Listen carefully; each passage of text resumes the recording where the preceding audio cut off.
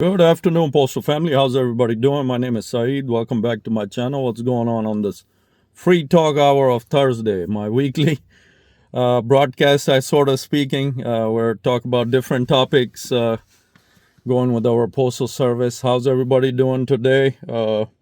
Today's topic, I'm just discussing what's has been on, all particularly this week on my mind. How exactly do we run our routes? I know there's all of us carriers run our routes differently, but you want to do the best you can with as far as route times and all that. Just want to get into a little bit of that. So, but first, if you're new to the channel, my name is Saeed. Postal content is what I do, love to do. Thanks everybody for all the support. I can't thank you guys enough. Keep the comments coming, the good comments coming, the any comments coming. I love them all. I respect you all taking your time to put a comment in. Whether or not it's good, bad, or ugly, I really don't care. I appreciate you taking the time for putting a comment. And thanks everybody for everything you all do for me. Keep giving me the thumbs up. Smash that hype button. Takes a second. Appreciate it. All you do. Everything I say on here is from my views, my research. I don't speak on behalf of USPS Post Office in any of my videos. So what we're discussing, each of us, of course, has the way our own system we run our routes. Some like to fly through the route. Some like to take our time, take ownership, maintain the timings of the route. Just, I see so many different people, CCAs, flying through somebody's route. And, when that person comes back, they realize the time on it is messed up. So, it's just different things, but that's not something that's controlled. I mean, if you're off, they can, give you a route to any CCA just as long as they got a body on that route and run it.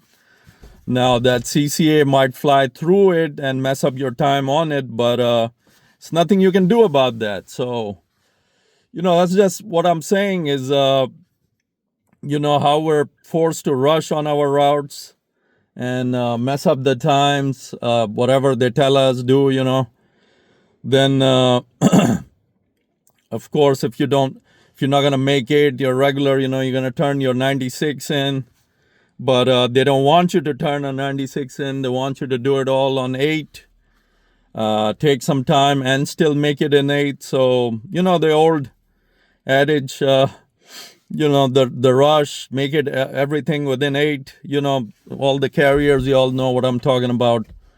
So just discussing what's going on when you run the route.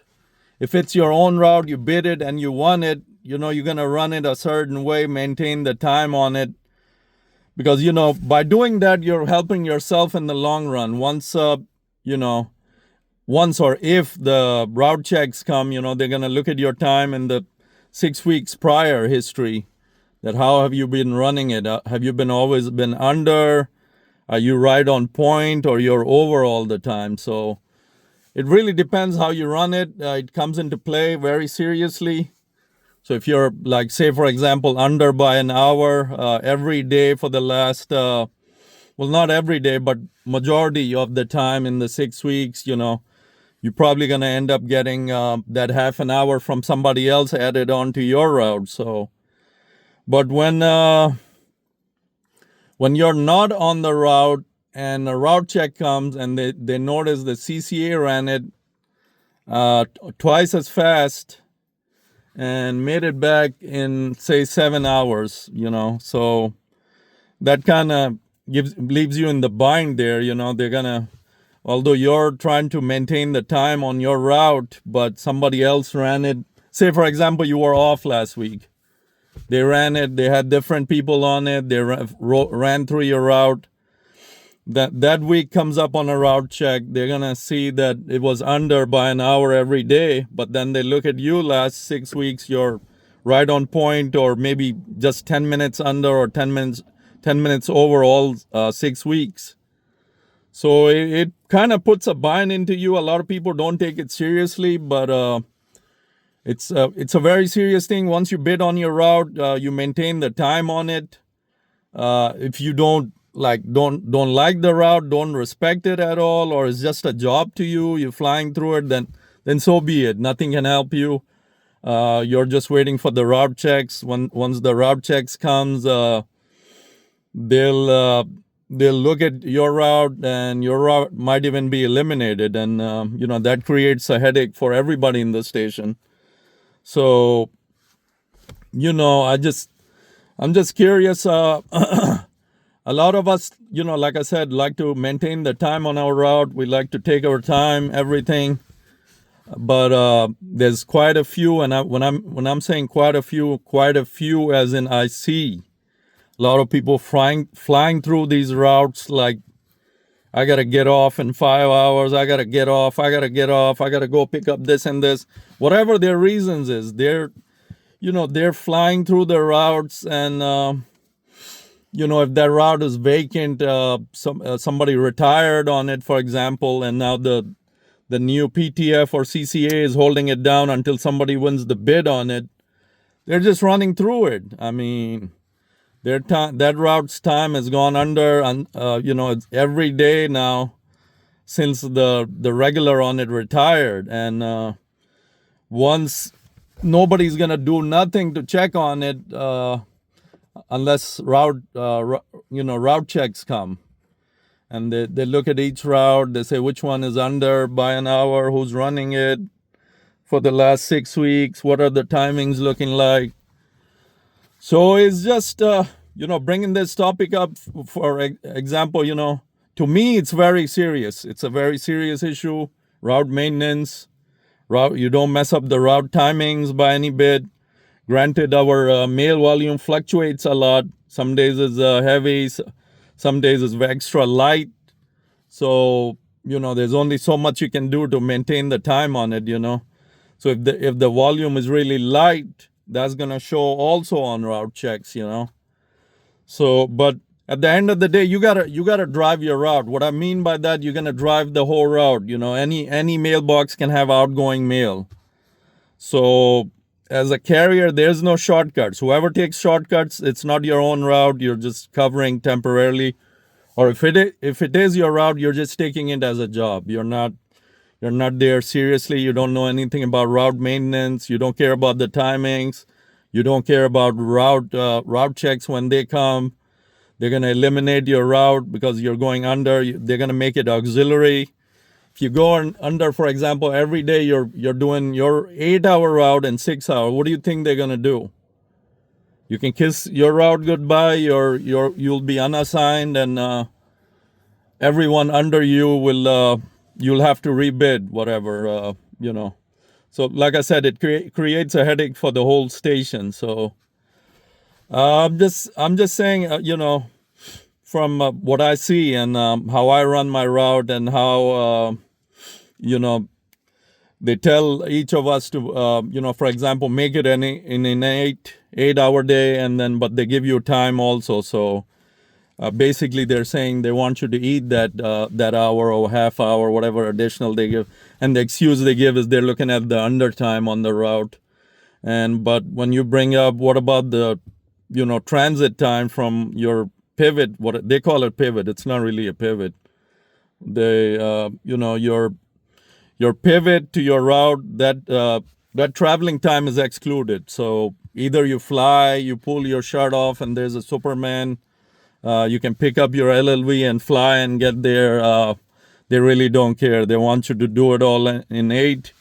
If you're just leaving and you turn the 96 in, they don't like that. They're gonna deny it, this and that. But NELC is always there, and they get a good laugh out of it.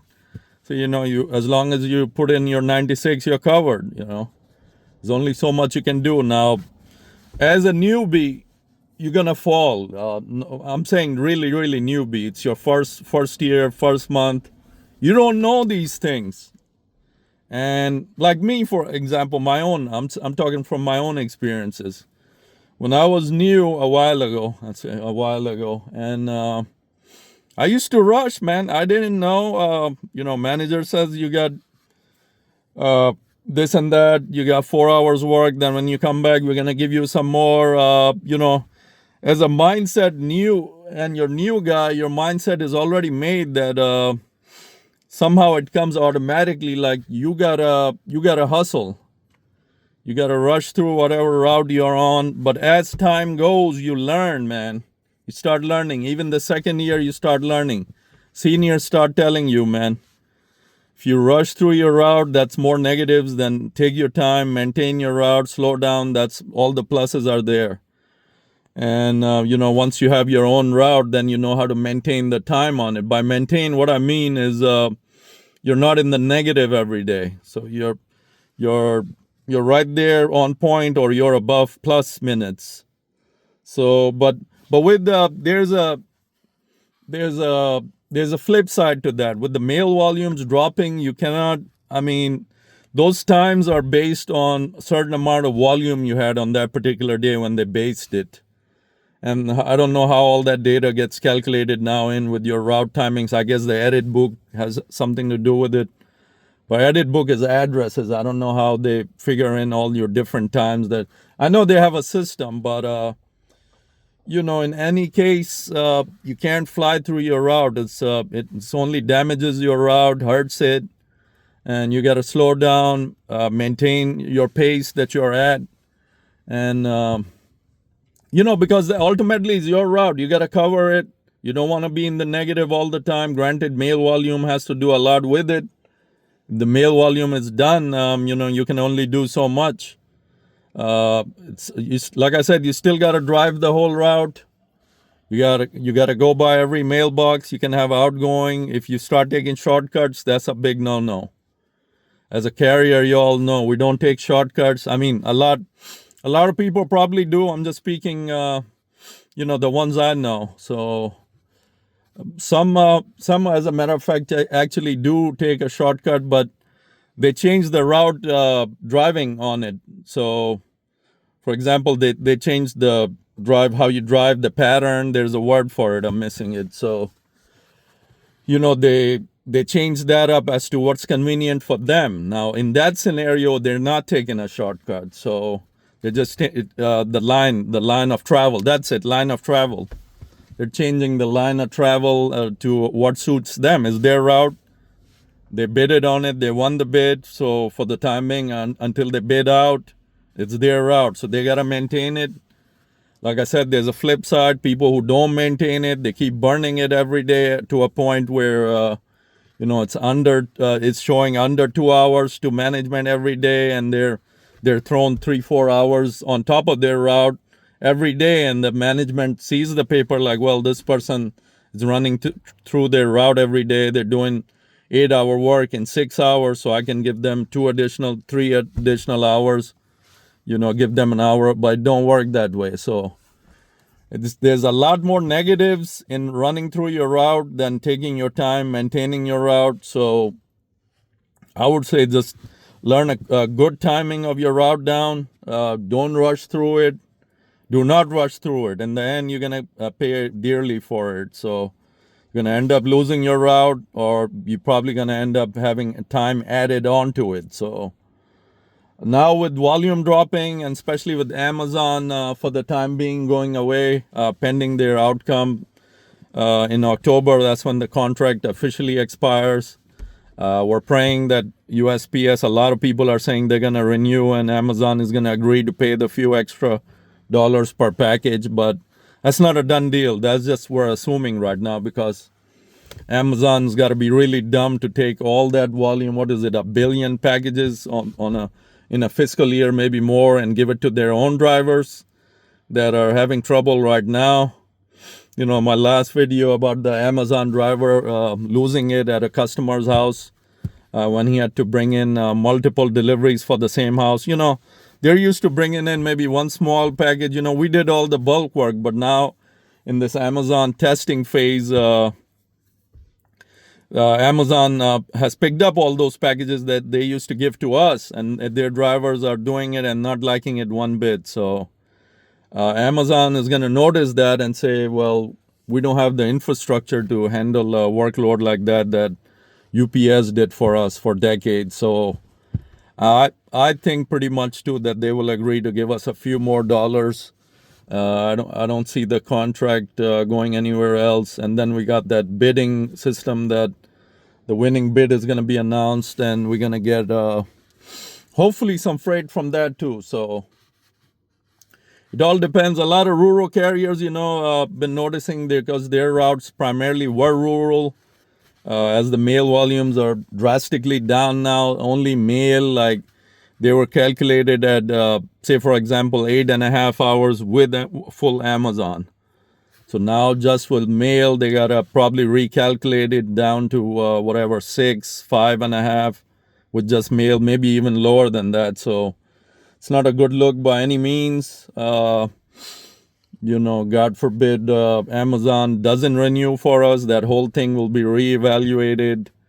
All kinds of bad stuff for carriers, rural and city, pending how much freight there is actually and the mail volume at that particular time. So that's what we're looking at. Another thing, all these stories that I share, like the Amazon guy, I understand there's all kinds of people out there that are listening. Thank you to my channel, and but I don't mean to waste your time by any means. Now, if you want to watch it, that's fine. But nobody's kind of forcing you to. So these comments that keep coming in, like I said, I love everybody. I love the good, bad, and ugly, but I just want to say in my own defense, if you don't like the video, flip through and go to another one. But the content that I share, it's gonna be different stories, that I run into. I'm gonna share it. Now, there's lovers and haters. We all know that. That's part of the business, but just I don't mean nothing bad for dislike. We got all kinds of people out there. I shared that story about Amazon. A lot of people, I guess it's not a hot topic in USPS. I can understand that, but again, we'll not get into the negatives. I appreciate all the positivity, all the people that leave a good comment on my postings, my videos. I appreciate it so much. Keep it coming. Suggestions, questions are highly welcome. I love everything to, I love answering all the questions you all got. CCAs always are welcome to question anything. If I don't have the answer right away, I'll make sure I get it for you somehow. And that comment box is always open. Now, good, bad, and ugly, I appreciate you taking your time to put a comment in. But I don't mean to bore anybody. Like a lot of people say, different stories that I come up with. I do my best to bring it out. So don't mean nothing like that. Much respect to all the carriers out there. Much respect to everybody, actually. And that's it. Keeping tabs on that bidding system going on. The results should be coming here in the third quarter. So we'll see how that goes, and who wins the bid, and whose freight are we going to start getting. The UPS short post is there every day. I see like 5, 6, even more of their packages already. I'm sure everybody does. They're not just paying attention. So a lot of carriers, just like to go out and deliver. That's it. But a lot of it, it clearly says on it, UPS. It has their label on top, then at the bottom ours. So that's good news. Some more volume in this Amazon's absence. Anyway, that's it. Just wanted to say a few words about route running and how us veteran carriers like to maintain the route time and in comparison to people who just fly by their route and destroy the time of it. So until next time, be easy, watch your back, surroundings, and most of all, be safe out there. Stay safe. And in the northern states, it's kind of warming up now. So down at least where I'm at, I don't mean everywhere. North still cold. So bundle up. Take care, everybody. Until next time, Mailman Saeed out. Peace out.